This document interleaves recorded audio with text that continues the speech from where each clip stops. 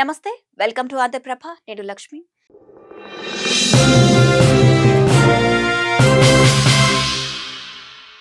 ఆంధ్రప్రదేశ్ ప్రభుత్వం కౌలు రైతులకు ఆర్థికంగా మద్దతు ఇచ్చేందుకు ముందుకు వచ్చింది. వడ్డీ వ్యాపారుల అధిక వడ్డీ కష్టాల నుంచి రైతులను రక్షించేందుకు అర్హులైన కౌలు రైతులకు పీఏసీఎస్ ద్వారా తక్కువ వడ్డీ రుణాలను అందించనుంది. ఈ పథకం ద్వారా రైతులు పెట్టుబడి భరోసా పొందుతారు మరియు అప్పుల బరువు నుంచి బయటపడగలుగుతారు. రాష్ట్రంలో పంటలు సాగిస్తున్న కౌలు రైతులు అధిక వడ్డీ రుణాల కారణంగా ఆర్థికంగా కష్టపడుతున్నారు. ఈ పరిస్థితిని దృష్టిలో పెట్టుకుని ప్రభుత్వం అర్హులైన రైతులకు 1 లక్ష వరకు రుణాలు ఇవ్వడం కోసం ప్రణాళికలు సిద్ధం చేసుకుంది.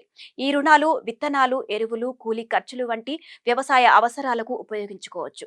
ఈ పథకం ద్వారా రుణాలను పీఏసీఎస్ల ద్వారా ఇవ్వడం ద్వారా రైతులు ప్రైవేటు అప్పుల బరువుల నుంచి బయటపడగలుగుతారు. రాష్ట్ర వ్యాప్తంగా కౌలు రైతుల వివరాలను సేకరించే ప్రక్రియ కొనసాగుతోంది. అర్హులైన రైతులకు రుణాలు మంజూరు చేయడం త్వరలో ప్రారంభమవుతోంది. అర్హత పొందేందుకు ముఖ్య నిబంధనలేంటో ఒకసారి చూద్దాం.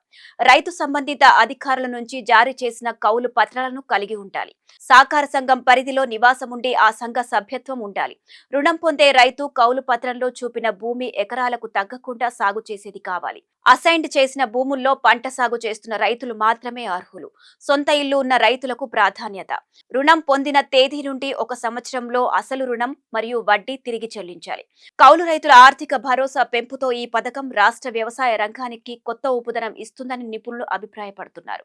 రైతులు ధైర్యంగా పెట్టుబడి పెట్టి పంటల కోసం పూర్తి స్థాయిలో సిద్ధమవ్వగలుగుతారు. ప్రభుత్వం త్వరలోనే ఈ రుణాల ప్రారంభ తేదీ, అమల్లోకి వచ్చే విధానంపై పూర్తి వివరాలు ప్రకటించే అవకాశం ఉంది.